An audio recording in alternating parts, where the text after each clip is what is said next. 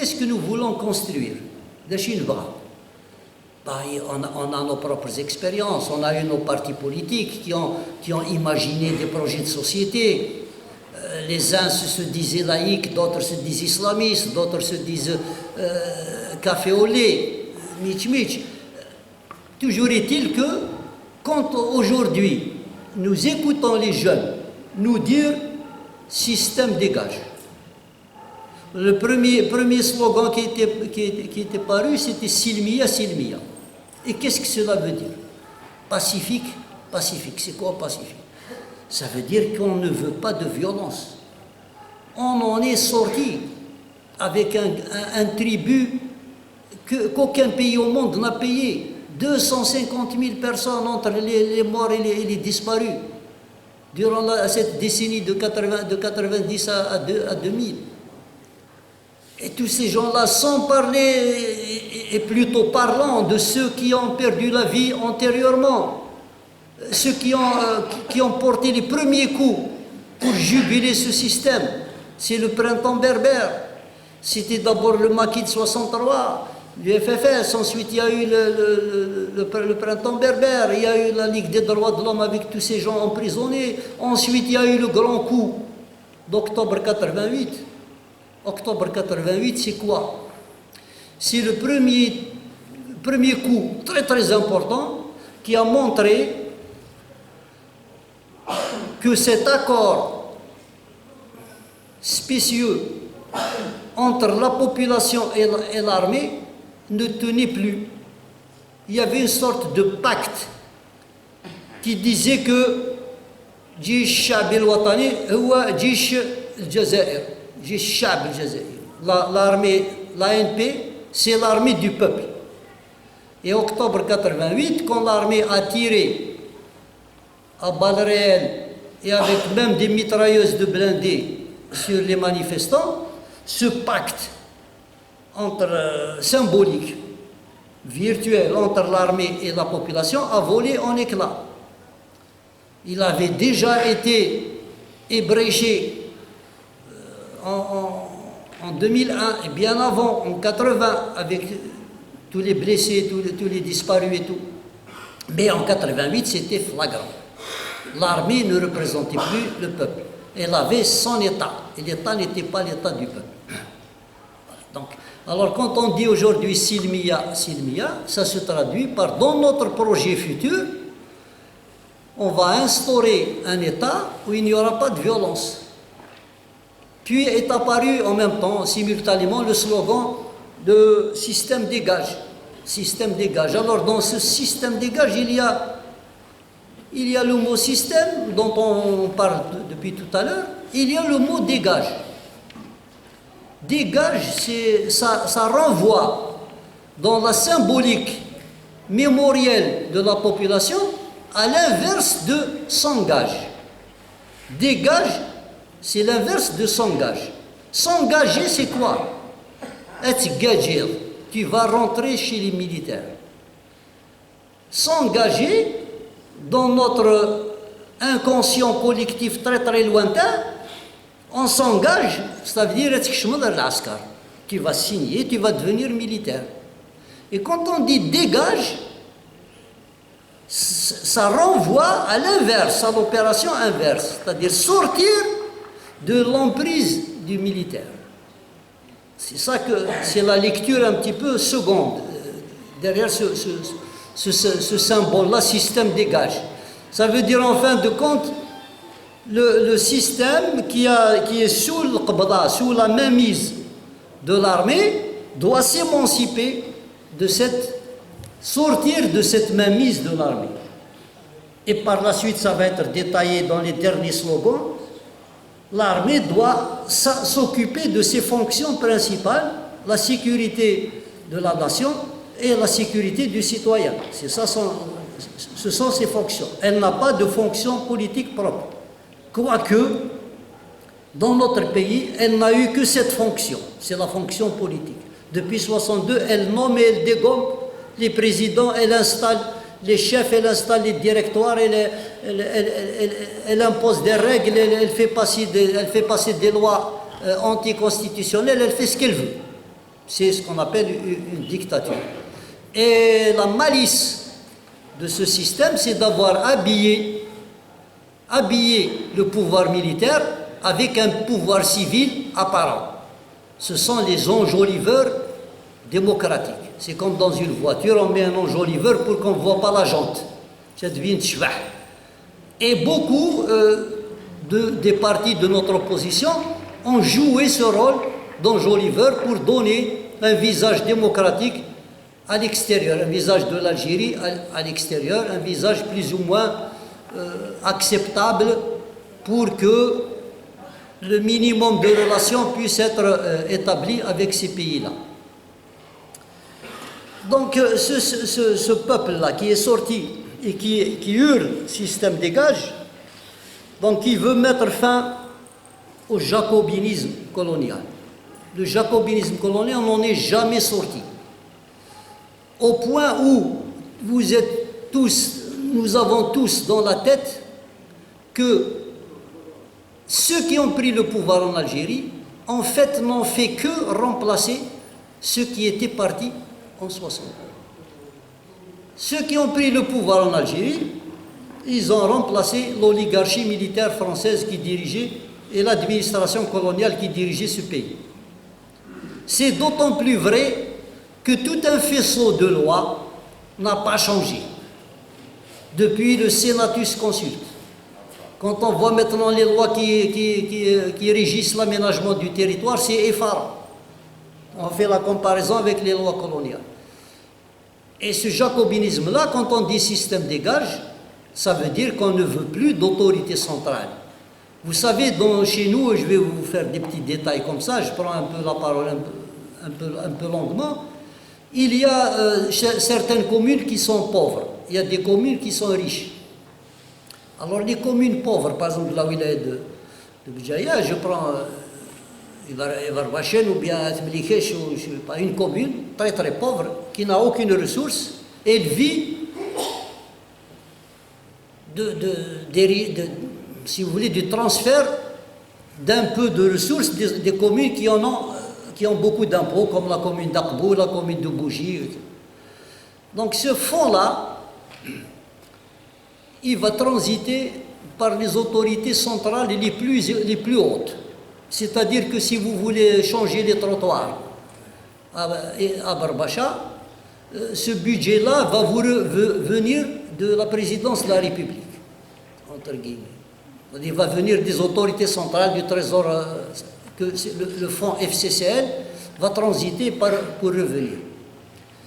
C'est une aberration du centralisme jacobin, c'est-à-dire qu'on ne laisse pas un centime pour l'initiative locale.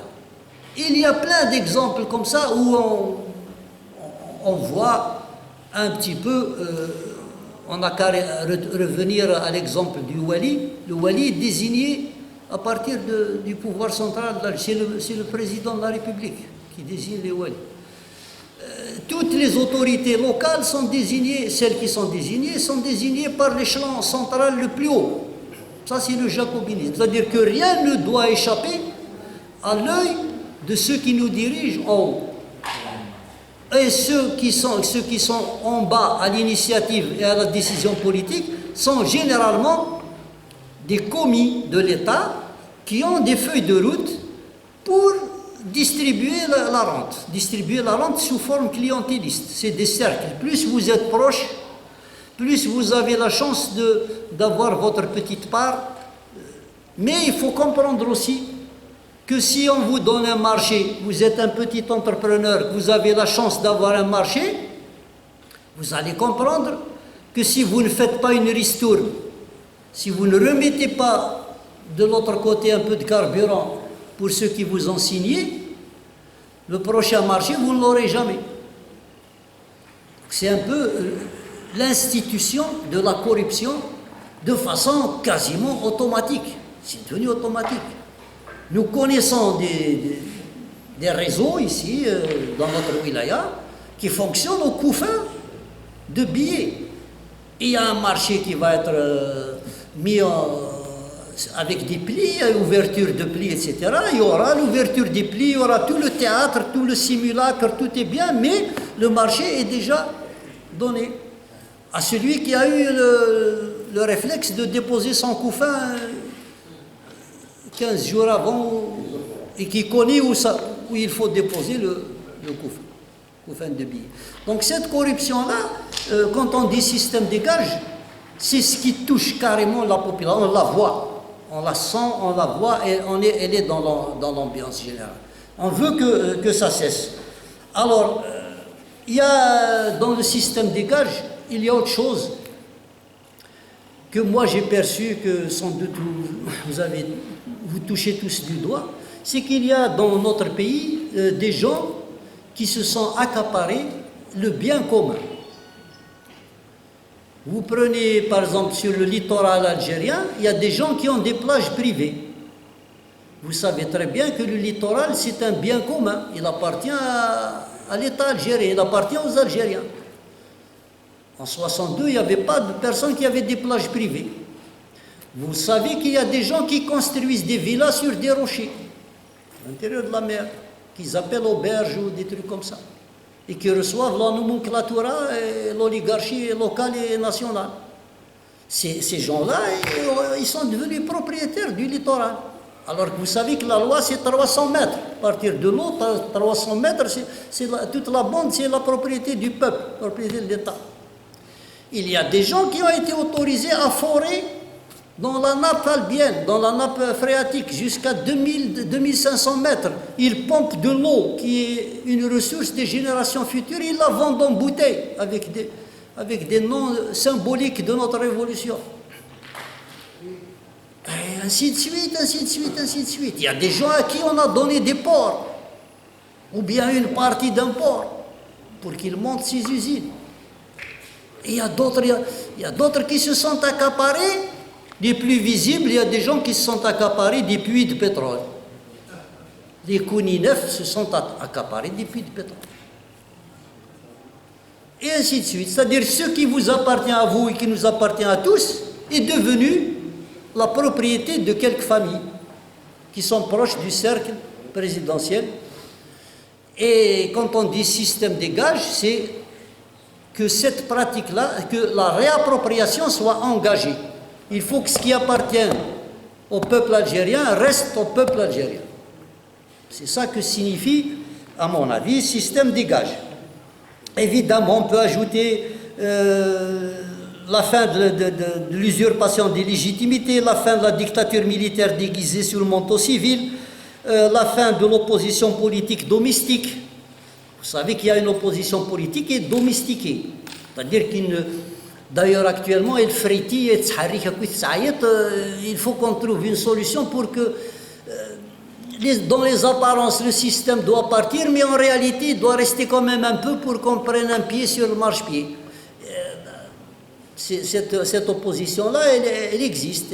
C'est une opposition qui a été fabriquée par le système. Quand on entend Winnet Smith Makri, qui jure dans toutes les télés qu'il n'a pas rencontré Saïd Bouteflika parce qu'il a entendu dire que Gaïd Salah a toussé, il va qu'il a un SDC. Tu vois que ce type d'opposition n'a aucune crédibilité, n'a aucune épaisseur. C'est incroyable. Donc elle doit... Et bien sûr, il y a d'autres choses, la fin de l'économie rentière, la fin de l'école idéologique, ainsi de suite, ainsi de suite. La fin de ces nominations dont on avait parlé au tout début. Il y a des gens qui sont nommés par allégeance, par fidélité et non pas par compétence. Nous en avons beaucoup, un peu, par exemple les recteurs d'université, les procureurs, et tous ces gens-là sont nommés selon les besoins de l'heure et selon la souplesse de leur dos, de leur échine. Est-ce qu'ils sont souples? Il n'est pas nommé. Ensuite, le slogan bon, ça renvoie un peu à la justice indépendante, ça renvoie à la fin des codes de la honte, comme le code de la famille, récupération des ressources détournées, déconstruction des institutions qui fonctionnent au téléphone, fin des privilèges des fils d'eux et des filles d'eux. Vous savez qu'il y a certaines compagnies nationales, comme Air Algérie, dont les emplois sont réservés à des enfants de l'oligarchie. Il y a par exemple Air Algérie, elle est tout le temps déficitaire. Pourquoi? Parce qu'elle a un personnel qui est payé à ne rien faire. Il n'existe même pas. Ce sont des effectifs fictifs. C'est le fils d'eux, filles d'eux, etc., qui ont des bourses à l'étranger, qui étudient, etc., mais qui sont dans les effectifs d'Air Algérie. Et il y a comme ça beaucoup de compagnies où sur coup de téléphone, le DG est sommé de placer tel ou tel enfant de tel oligarque ou de tel chef militaire. Ensuite, le slogan Bladla Ndiro Raila, c'est la souveraineté du peuple, c'est le primat du civil sur le militaire, c'est la place à la jeunesse, c'est la fin du pouvoir gérontocratique. Le pouvoir, on vient d'entendre aujourd'hui que trois honorables personnes historiques algériennes ont appelé Gaïd Salah à pourparler avec le Hirak. Ces trois personnes, elles ont toutes dépassé les 90 ans. Peut-être que Gaïd Salah, vu son âge, ne peut écouter que des personnes qui ont plus âgées que lui. C'est un peu la culture locale. Je ne sais pas. En tous les cas, Talb el-Ibrahimi, Ali Yahya Abd Nour et le colonel Ben Yillis ont lancé un appel à l'armée pour qu'elle dialogue avec l'opposition politique et des représentants du Hirak. On comprend très bien que dans cette offre, sauver le système n'est pas très loin. Quand on dit à l'armée, d'abord on la reconnaît comme étant l'unique force politique dans le pays, et on lui demande de pourparler avec l'opposition politique qui, elle, est une survivance du système de Bouteflika, alors que toute la population dit « Tnahaouga », tout le monde va s'en aller, mais ces gens-là appellent l'armée pour dialoguer. Bon, appeler au dialogue, c'est un acte civilisé. Appeler à un pacte, c'est un acte civilisé. Mais avec qui? Si c'est pour sauver ce qui reste du système, d'ailleurs l'heure qui est choisie pour cet appel n'est pas fortuite. On n'est pas très loin de la fin, c'est le 20, je crois, le dépôt des listes pour la présidence, et jusqu'à présent, aucune campagne de collecte de signatures n'a. Donc cette présidence-là, du 4 juillet, est condamnée. Donc alors que ces gens-là appellent, ça veut dire qu'en fin de compte, il me semble que ce n'est pas un appel, mais c'est un écho. On leur a demandé d'appeler, à mon avis. Voilà, et puis il y a d'autres slogans. Zaïr Hurra Démocratie, c'est peut-être celui qui renvoie à ce que nous voulons comme projet de société. Nous voulons une Algérie libre et démocratique. Qu'est-ce que cela signifie? Cela signifie l'adoption des standards internationaux de l'état de droit. Dans tous les pays du monde, il y a des standards, il y a des règles qui sont partagées par la communauté internationale. Ce sont des règles universelles, des valeurs partagées qui désignent ce que c'est qu'un état de droit. Il n'y a pas d'état de droit spécifique. Il y a une architecture d'un état de droit qui est applicable pour toutes les nations. Là où il y a un état, on peut installer un état de droit. Et ces standards de l'état de droit, ce doit être, normalement, ce qui doit être accaparé actuellement par l'élite algérienne. Tous les gens qui s'offrent, je ne sais pas, le droit, l'occasion de parler, l'opportunité de s'adresser à la population, doivent connaître les standards de l'état de droit. La population demande un état de droit, demande une démocratie, demande une république, demande l'égalité des citoyens. C'est de façon affirmée, très claire, dite et redite, cela fait 13 vendredis, sans parler des manifestations en cours de semaine des corporations. si des gens qui s'arrogent le titre d'intellectuel ou d'élite, mais elle, ils nous parlent encore de la République de Ben Badis, il n'y a pas vraiment de quoi pavoiser. Hein. C'est vraiment inquiétant. Parce qu'un État de droit, qu'il soit suédois, français, sud-africain, il peut être algérien. Un État de droit. Ça ne se discute pas du tout. Alors, je vais faire rapidement un peu donc la nécessité de la transition. Donc, c'est quoi comment construire cette transition? Quels sont les acteurs? Quelles sont les instances? Alors, pratiquement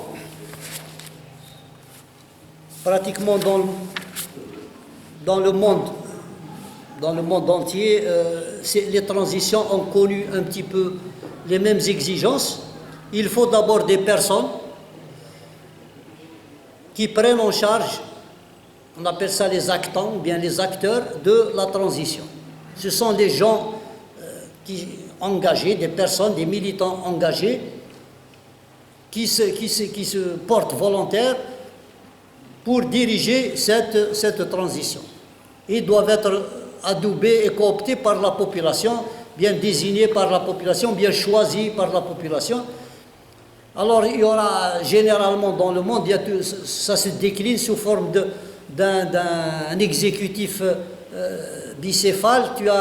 Nous avons un présidium ou bien un comité qui préside 2-3 personnes, généralement de nombre impair, 3 ou 5 personnes, plus un gouvernement très resserré, fait de technocrates qui expédient les affaires courantes du pays. Ça, c'est un peu la tête. Nous avons en dessous un conseil de transition, conseil populaire de transition, qui joue le rôle de contre-pouvoir.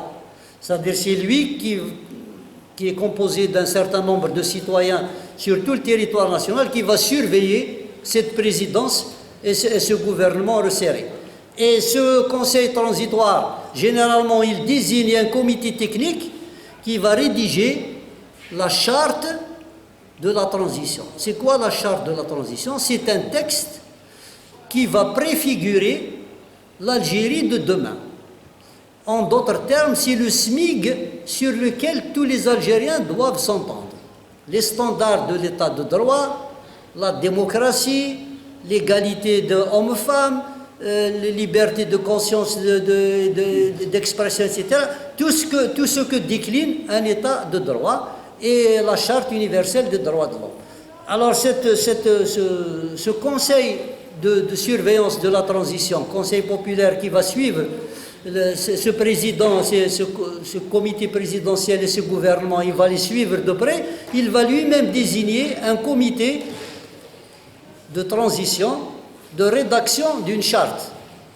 Et ça tient généralement un mois ou deux, à partir de ce que la population a exprimé, comme on vient de le dire, l'explication des slogans et tout.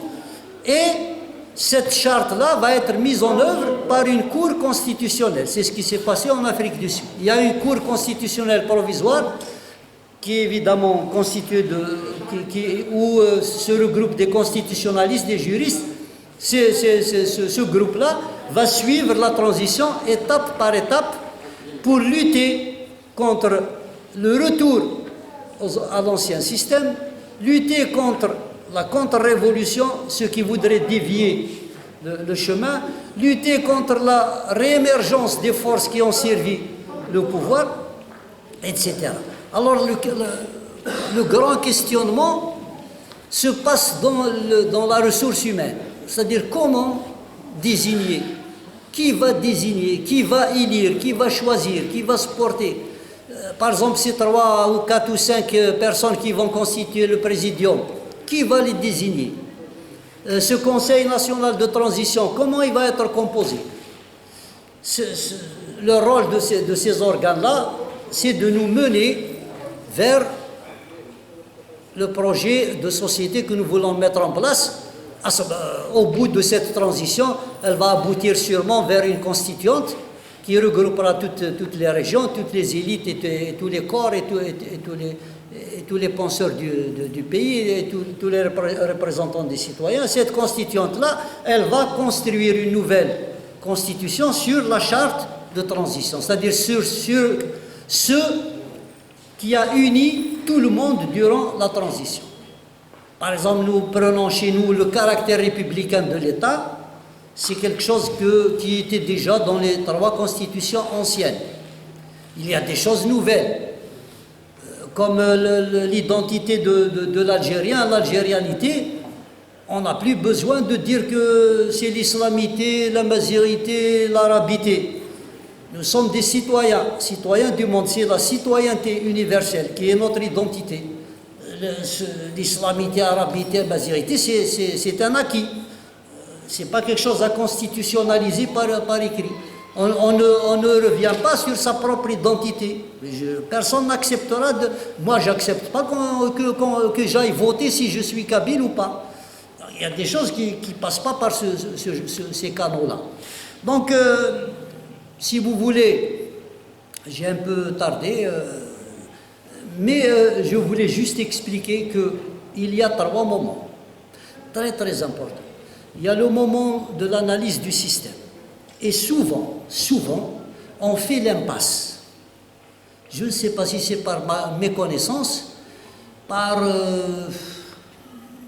à la limite, je ne sais pas, je n'ai pas utilisé le mot de compromission, mais à l'évidence, c'est un peu de légèreté. On ne peut pas imaginer un projet, un système, si on ne connaît pas le système qui nous a mis dans l'esclavage et sous la dictature durant près de 60 ans. Donc, à mon avis, l'analyse de ce système dans les profondeurs, et j'invite le public à jeter de temps en temps les yeux sur la presse nationale. Il y a de très belles contributions, de très belles analyses qui paraissent pratiquement au quotidien. L'élite algérienne s'est complètement libérée. Nous lisons des contributions vraiment très très sérieuses et porteuses de vision. Sur quoi que ce soit sur le Watan, le soir, dans les Khabar, il y a des contributions de citoyens, il y a des contributions de spécialistes qui expliquent le processus constituant, qui expliquent ce que c'est que la constituante, qui expliquent ce que c'est que la transition, qui expliquent le fédéralisme, c'est quoi la régionalisation, qu'est-ce que ça veut dire l'autonomie, c'est quoi les différences entre toutes ces nuances-là, avec des exemples. On parle de fédéralisme en Suisse, on parle des États-Unis, on parle de l'Allemagne, des Länder, on parle des régions en Espagne et tout ça. Tout ça, c'est l'humanité. Et cette révolution des réseaux sociaux, la révolution de la jeunesse nous a libérés. Elle a libéré les médias, elle a libéré le citoyen, elle a libéré les initiatives constructives. Et c'est grâce, sans doute, à cette petite révolution que nous sommes ici à parler de ce système et parler comme ça librement de la sécurité militaire. Moi, j'ai connu une période où parler de la sécurité militaire n'est pas envisageable. Vous dites, tu vas dénoncer la sécurité militaire. Juste en prononçant le mot, c'est possible que le lendemain, ou la chic. Mais bon, c'est grâce à cette révolution-là que nous nous sommes tous libérés, même parfois de l'autocensure. Parce que chez tout un chacun, c'est naturel, on a peur un petit peu, on se censure de soi-même. On a peur d'aller sur des terrains où on va être sanctionné, réprimé, emprisonné, etc. etc. Alors que notre expression ne ferait pas avancer vraiment, c'est ce qu'on se dit. Chose qui est fausse parce que toute expression libre fait toujours avancer la liberté. Et je vous remercie.